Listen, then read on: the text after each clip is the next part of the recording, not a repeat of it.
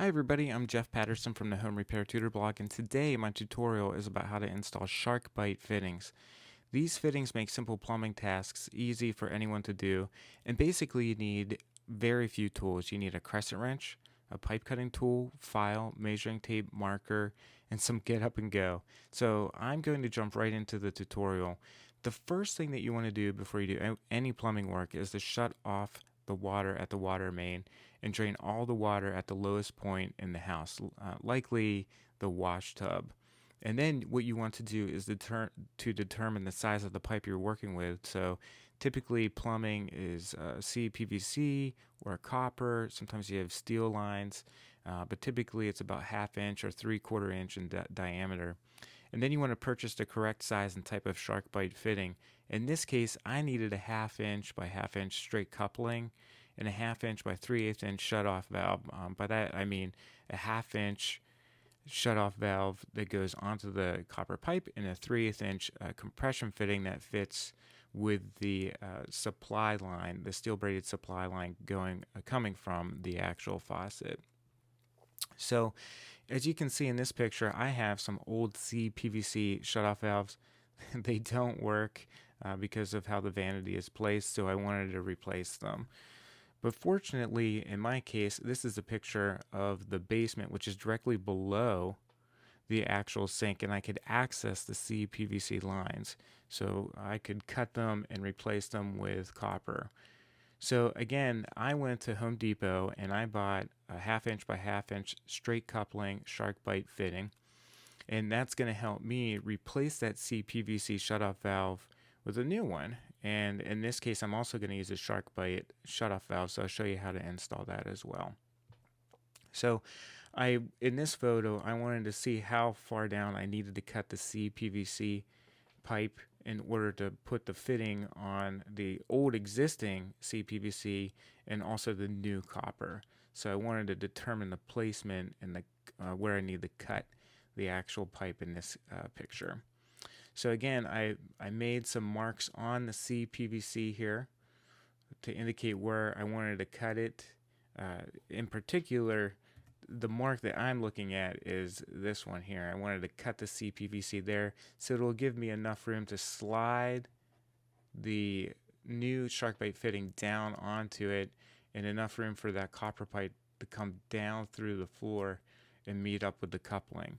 So that's what I wanted to do in that particular case.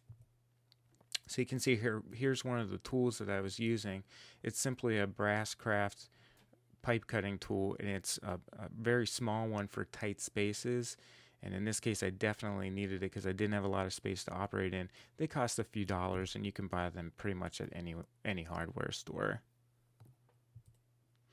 So again, the water is shut off. The next thing that you want to do is remove your steel braided supply line from the existing pipe.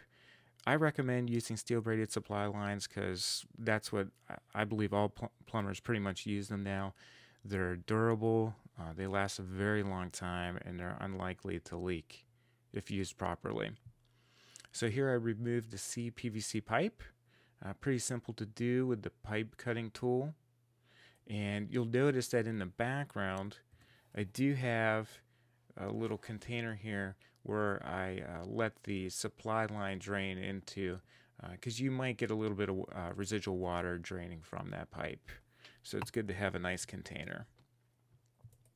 So here is my new copper pipe. You can buy it in 2-foot sections from Home Depot or probably from any, like I said, hardware store. And fortunately, in this case, I did not have to cut it. It just fit in the space. The SharkBite fitting that I used, again, I made a mark on the cpvc here because I wanted this SharkBite fitting needs to go down on that cpvc pipe by 1 inch. And now that I see that it's meeting up with my mark there, I know that it's snugly fit on there, and likely I will not get a water leak. So that's really important to realize. The SharkBite fittings need to slide down by 1 inch onto your existing pipe or your new pipe. So I made the same mark on this copper pipe, and you'll see that in this photo the copper pipe the mark on the copper pipe meets up with the sleeve of the SharkBite fitting. So I know, again, it's very snug fit. So here's the straight quarter turn stop valve that I bought at Home Depot. And I'm going to place that on my copper fitting that's underneath the vanity. It's a straight 1/2 inch by 3/8 inch compression. What that means is it's the fitting that I need to attach the steel braided supply line to is 3/8 inch, and the 1/2 inch portion of the SharkBite is going down onto my copper pipe. And you can use SharkBites with copper PEX or cpvc, which is great because in a lot of older houses, again, you're going to have a mix of different plumbing, and I often run into that. So here's the picture of the shutoff valve, and you'll notice that it comes with a little ring around it. You can see it here. It's this right here, and that slides over the pipe and the actual SharkBite fitting to basically make this portion of it disappear.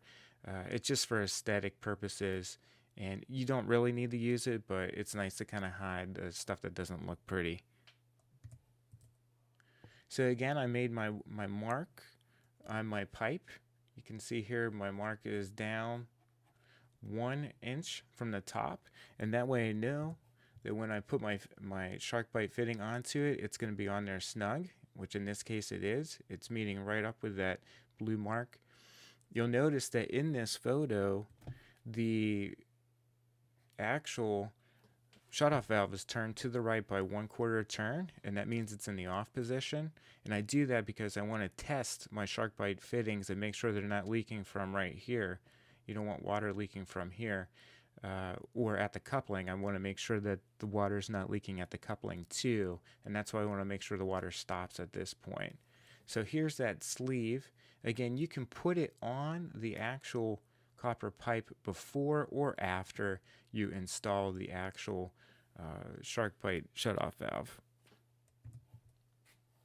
In this photo, I'm going to be putting my compression fitting from the actual supply line onto the SharkBite shutoff valve, and you simply just turn the fitting on the supply line either 1/4 turn or 1/2 turn after you hand tighten it.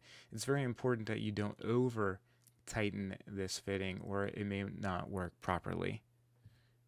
So again, I turned on the water at the main to make sure that none of the actual fittings, SharkBite fittings and connections were leaking, and they were not in this case.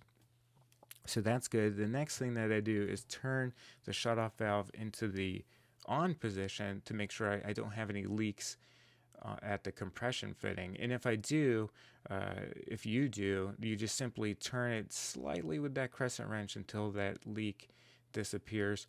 Or in some cases, you may have to take it off completely after you turn off the water at the main again, because it may not have been set on there flush with the actual fitting of the shutoff valve. So this is a very easy task for anybody to perform. Basically, SharkBite fittings are very simple. They're not exactly cheap. They typically run anywhere from $5 to $10 a piece. But if you need to do a plumbing fix quickly, this is a great option. And for simple plumbing repairs, it's something you want to think about before you pick up the phone and call a handyman or even a plumber. You may be able to save yourself a significant amount of money. But if you're uncomfortable with it, certainly call in a professional and they'll be able to help you out with any of your needs. So I hope that you liked this tutorial. You can find me at homerepairtutor.com. It's simply www.homerepairtutor.com. And I'm also on Facebook. You can find me on Facebook at facebook.com/homerepairtutor. And I'd be more than happy to answer any of your questions. I'd love to get feedback on what it is you want to learn about. And if I can help you learn anything in any way, shape, or form, then I consider that a success. So thank you so much for your time and make it a great day. Take care.